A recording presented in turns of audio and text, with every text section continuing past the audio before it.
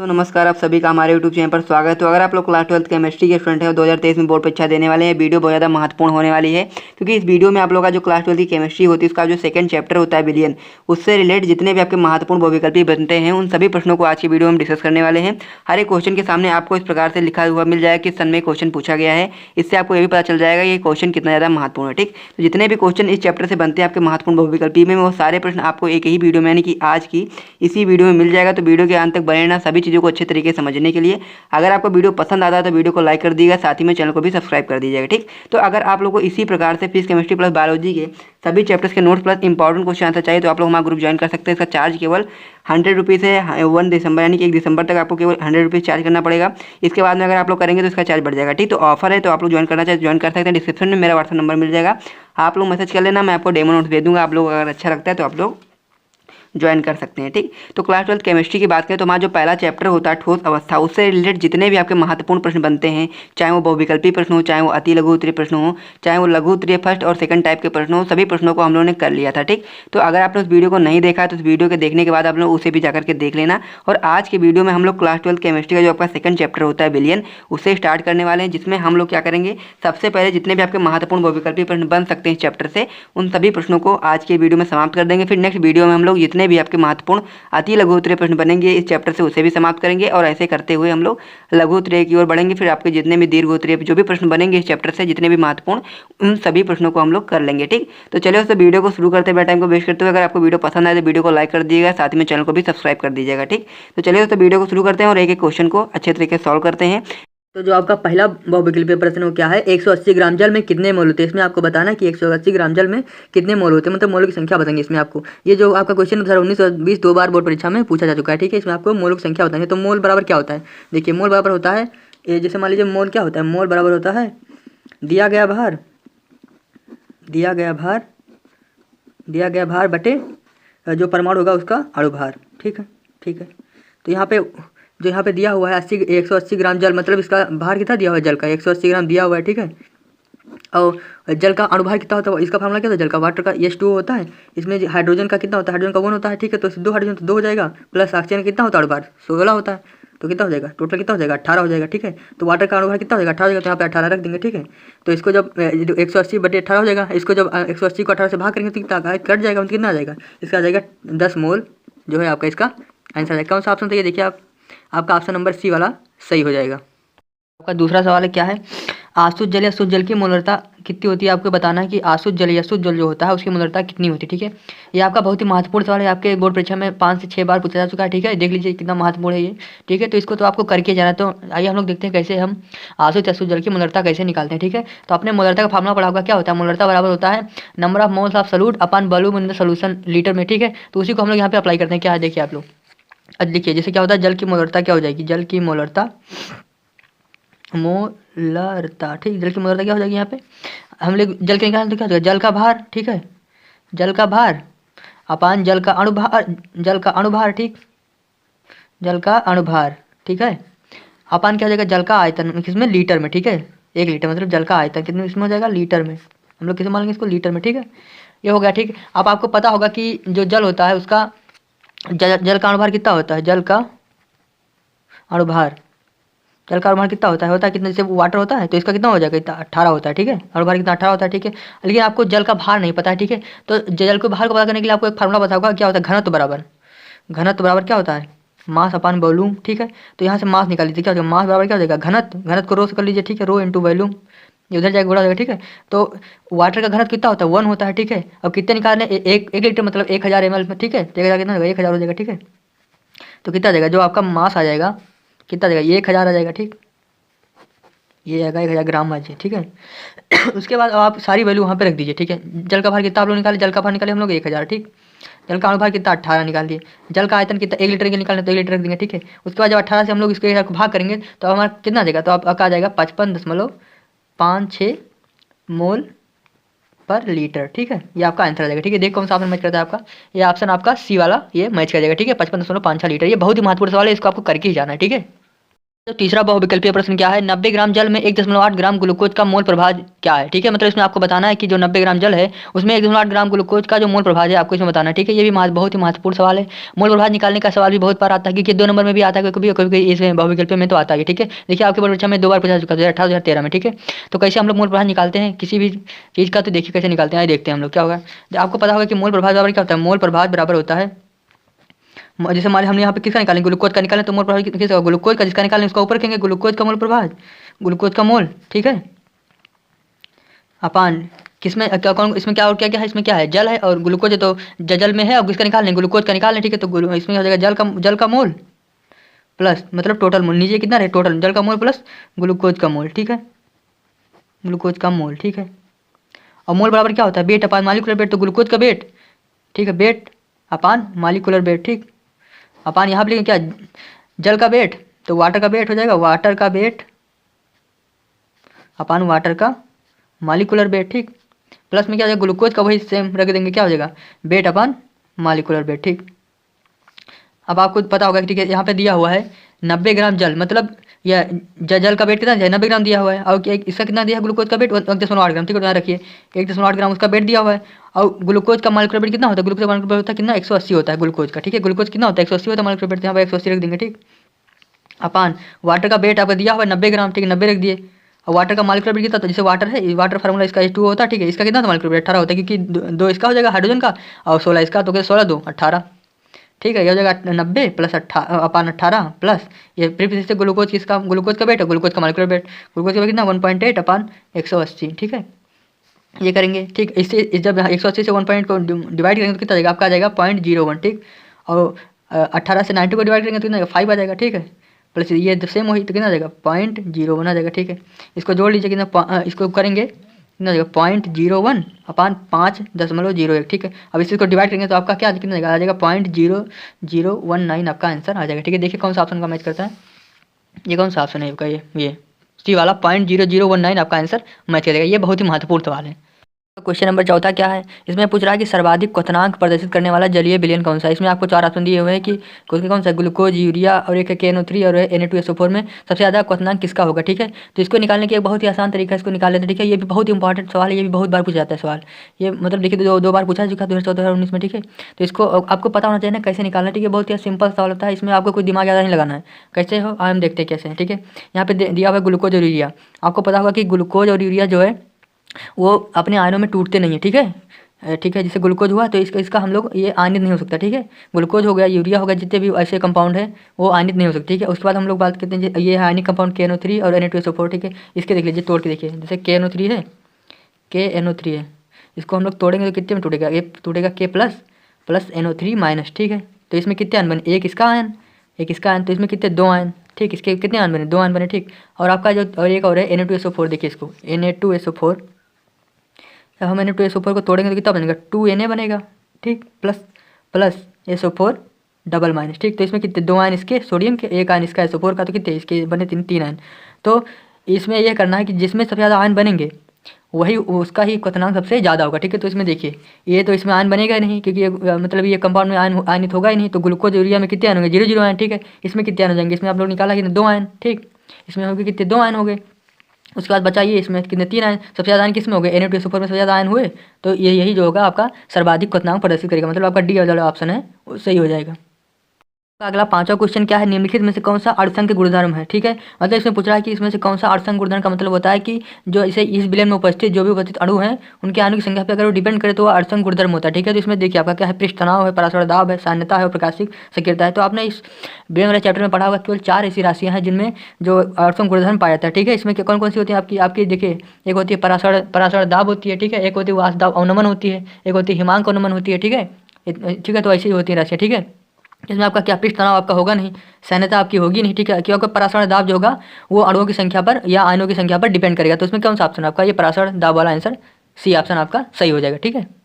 जो आपका अगला क्वेश्चन है, क्वेश्चन नंबर 6 क्या है, हिमांक का अनुमान सीधा समानुपात दर्शाता है। ठीक है, इसमें आपको बताना है कि जो हिमांक का अनुमान होता है वो किसके साथ सीधा समानुपात दर्शाता है। ये आपका क्वेश्चन 2018-2019 में 2 बार पूछा जा चुका है। यह भी बहुत ही महत्वपूर्ण क्वेश्चन है। ठीक है, अब आइए हम लोग देखते हैं कि इसमें क्या होगा। देखिए इसके ऑप्शन भी दिए, इसमें ऑप्शन पहला ऑप्शन क्या था, बिलियन का मोल अंश के द्वारा, या बिलियन की मोलरता के द्वारा, या बिलियन की मोलरता के द्वारा, या बिलाय की मोलरता के द्वारा। ठीक है, तो आपने एक फार्मूला पढ़ा होगा, हिमांक का अनुमान का एक फार्मूला आपने पढ़ा होगा, क्या होता है, डेल्टा टी एफ बराबर क्या होता है, के एफ इंटू एम। ठीक है, ये क्या होगा, ये हिमांक का अनुमान जो होता है वो किसके, मोललता के डायरेक्टली प्रोपोर्शनल होता है। डायरेक्टली प्रोपोर्शनल समानुपात, सीधा समानुपात दर्शाता है। ठीक है, तो इसमें ऑप्शन क्या क्या है, बिलियन का मोल अंश होगा नहीं। ठीक है, मोललता के दिखाता है बिलियन के। ठीक है, बिलियन की मोललता हो, और बिलियन की, ये जो आपका तीसरा ऑप्शन है बिलियन की मोललता, यही आपका डायरेक्टली मतलब सीधा समानुपात दर्शाता है किसके, हिमांक के अनुमान से। ठीक है, तो आपका ऑप्शन नंबर जो सी है वो आपका सही हो जाएगा।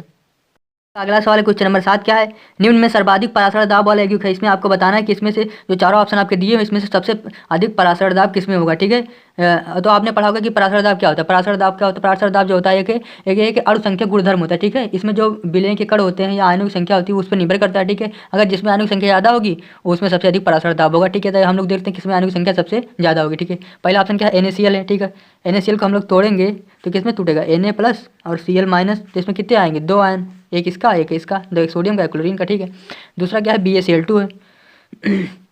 BaCl2 को तोड़ेंगे तो क्या, Ba प्लस और 2Cl माइनस। तो इसमें कितने आएंगे, 2 क्लोरीन के, एक Ba का, तो 3 आयन हो गए। ठीक है, इसमें चौथा आपका जो तीसरा वाला ऑप्शन दिया हुआ क्या है, 1 मोलर। ठीक है, 1 मोलर कितना है, NH4 का होल थ्राइस इंटू PO4। ठीक है, इसको आप लोग तोड़ेंगे अगर आयन में तो कितना हो जाएगा, NH4 3NH4 plus PO4 triple minus. ठीक है, ठीक है, तो इसमें कितने, 3 इसके हो गए आयन NH4 प्लस के, और एक इसका PO4 का, तो कितने इसके कितने हो गए, 4 आयन हो गए। ठीक है, इसके कितने, इसके हो गए 4 आयन, इसके हो गए 3 आयन, इसके हो गए 2 आयन। ठीक, आपका कौन सा बचा, डी वाला बचा आपका Na2SO4। इसके कितने तोड़ेंगे तो क्या, देखिए Na2SO4, इसको तोड़ोगे तो कितने आ जाएगा, 2Na plus SO4 double minus. तो कितने हो गए, 2 इसका, एक इसका, तो कितने, 3 हो गए। तो सबसे ज़्यादा किसके आ गए, सबसे ज़्यादा आपका NH4 का होल थ्राइस इंटू PO4, मतलब सबसे ज़्यादा आयन किसके आ गए, इसके आ गए।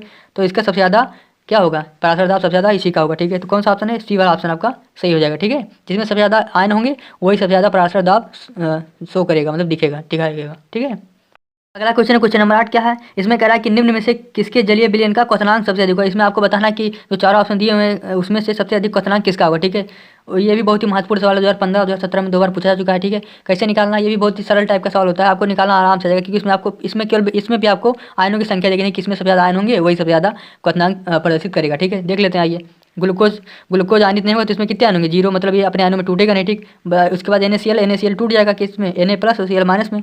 तो क्या होगा, Na प्लस और Cl माइनस टूटा, कितने बने हैं, 2, एक सोडियम का, क्लोरीन का। CaCl2 को तोड़ो, CaCl2 को तोड़ेंगे हम लोग तो Ca plus plus plus 2Cl minus, इसमें कितने आयन, 3 आयन, 2 क्लोरीन के, एक कैल्शियम का। ठीक, सुक्रोज को तोड़ नहीं सकते क्योंकि सुक्रोज नहीं टूटेगा, इसमें कोई आयन नहीं, मतलब सुक्रोज में कितने, 0 आयन। तो इसमें सबसे ज़्यादा आयन किसमें बने, CaCl2 में कितने आयन बने, 3 आयन बने ना। तो आपका ये वाला आंसर आपका सही हो जाएगा, मतलब जिसमें सबसे ज़्यादा आयन बनेंगे उसका क्वथनांक सबसे ज़्यादा होगा। ठीक है, कौन सा ऑप्शन, सी वाला ऑप्शन आपका सही हो जाएगा।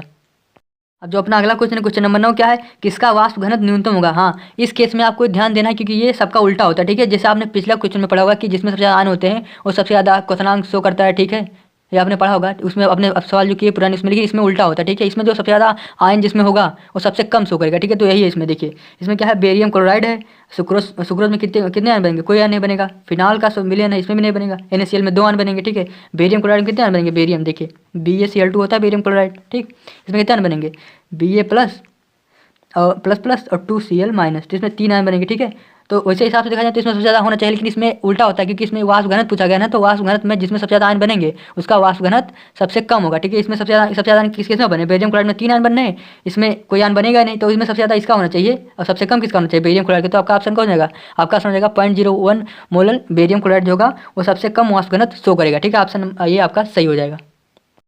जो आपका अगला सवाल है, क्वेश्चन नंबर 10 क्या है, 8 ग्राम NaOH में 450 मिली बिलियन में घुला है, मतलब जो 8 ग्राम NaOH है वो 450 मिली बिलियन में घोला गया है। ठीक है, तो बिलियन की मोलरता याद कीजिए। आपके 4 ऑप्शन क्या है, 0.444 मोलर, या 0.0286 मोलर, या 0.492 मोलर, या 0.0392 मोलर। ठीक है, तो आपको इसमें मोलरता बतानी है। ठीक है, किसकी, 8 ग्राम NaOH को जब 450 मिलियन बिलियन में घोला जाता है। ठीक है, आपने मोलरता का फार्मूला, मोलरता बराबर क्या होता है, मोलरता बराबर होता है, तो पढ़ा होगा, मोलरता बराबर n सलूट अपान वॉल्यूम लीटर में होता है ना, सोल्यूशन का पूरा। ठीक है, इंटू 1000, आपने पढ़ा होगा ठीक।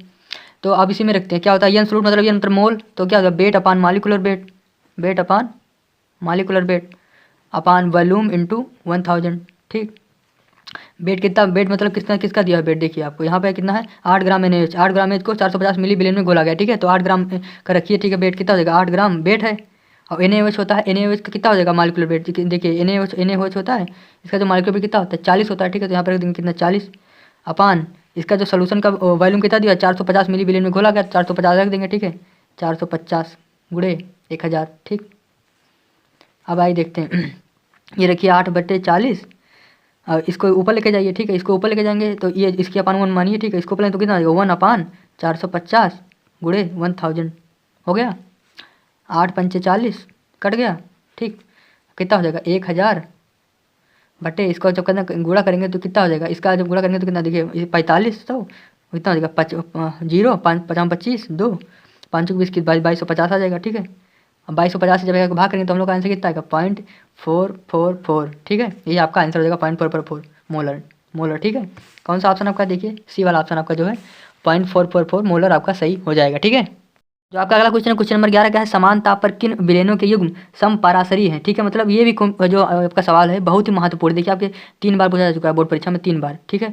ये इसमें पूछा जाए कि जब समान ताप है तो इसमें से 4 विलेन के जो दिए हैं, जो आपको विलेन के जो युग्म दिए हुए हैं दो के 4 ऑप्शन जो दिया हुआ है, इसमें से बताना है कि किसके युग्म जो है समपाराशरी मतलब एक दूसरे के समान है, ठीक है।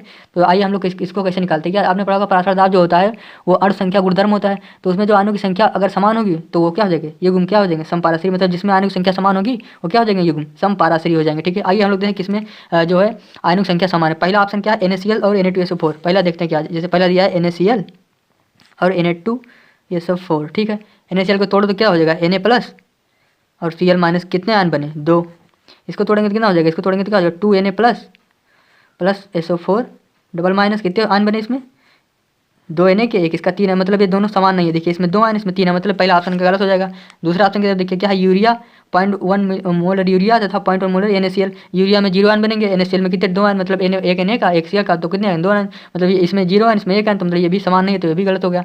तीसरा ऑप्शन यूरिया और ये MgCl2, ये यूरिया में 0 आयन इसमें 3 आयन, ये MgCl2 कितना हो जाएगा Mg प्लस, देखिए MgCl2 दिया हुआ है, तोड़ेंगे तो क्या हो जाएगा Mg plus plus plus 2Cl minus, तो कितने आयन 2 इसके क्लोरीन के 1 मैग्नीशियम का 3 आयन, और यूरिया का कितना 0 आयन, तो ये भी मैच नहीं करेगा, तो ये भी गलत हो जाएगा।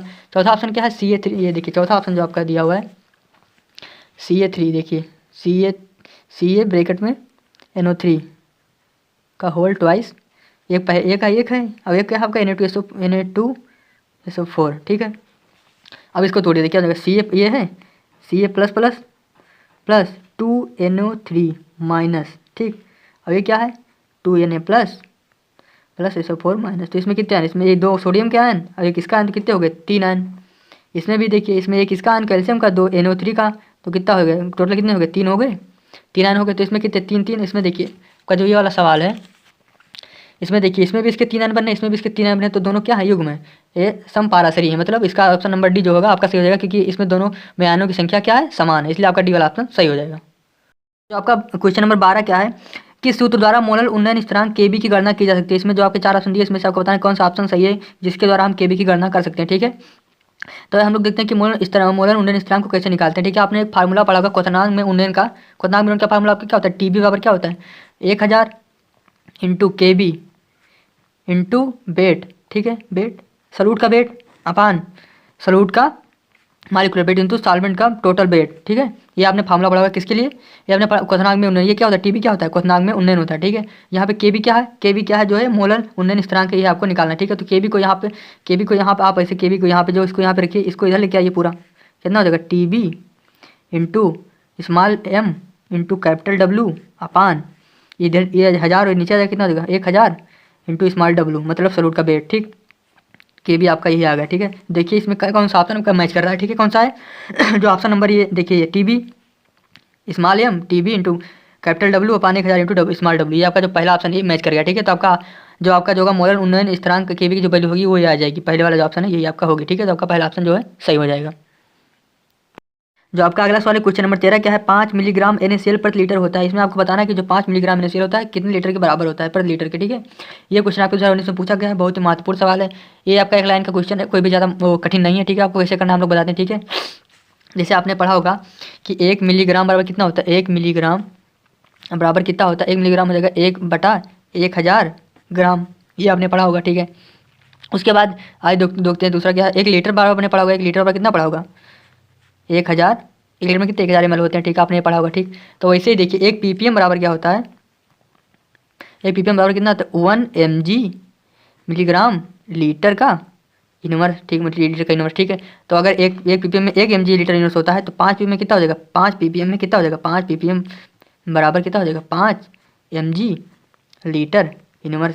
ठीक, तो आपका कौन सा ऑप्शन है, 5 ppm बराबर 5 mg लीटर इनवर्स, कौन सा ऑप्शन सही हो जाएगा आपका, पहला जो ऑप्शन है 5 ppm, 5 मिलीग्राम कितना, 5 मिलीग्राम लीटर इनवर्स कितनी और किसका 5 जिसमें दिया है 5 मिलीग्राम NaCl किसके बराबर हो जाएगा, 5 ppm के बराबर हो जाएगा। ऑप्शन नंबर ए आपका सही हो जाएगा। सवाल नंबर 14 क्या है, निम्नलिखित में से बिलियन का कौन सा अणुओं की संख्या पर निर्भर नहीं करता है। इसमें से आपको बताना है कि कौन सा बिलियन का जो अणु है वो अणुओं की संख्या पर निर्भर नहीं करता है। इसमें से कौन सा है, वाष्प दाब अनुमान है कि पराशर दाब है कि हिमांक अनुमान है कि पृष्ठ तनाव है। ठीक है, तो आइए देखते हैं इसमें जो वाष्प दाब अनुमान होता है इसका फार्मूला क्या होता है। वाष्प दाब अनुमान का फार्मूला आपने पढ़ा होगा, होता है क्या, P0 - PS/P0 बराबर क्या होता है, I/2।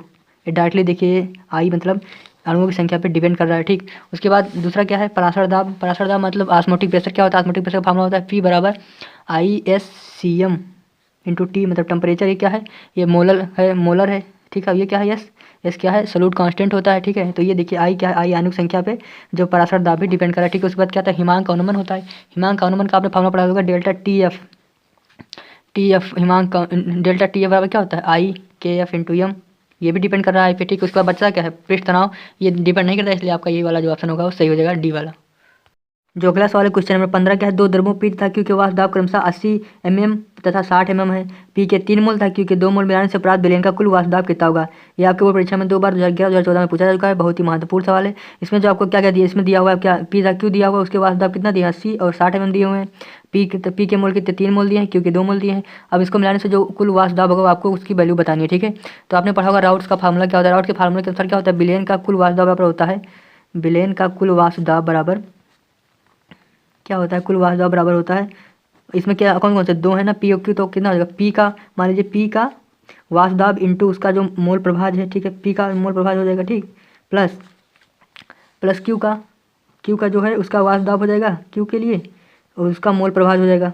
ठीक, अब इसमें यहाँ पे रखते हैं, इसका कितना दिया होगा, इसका P का जो इसमें 2 P का है, जो उसका कितना देता है वाष्प दाब कितना, 80 रख दिए।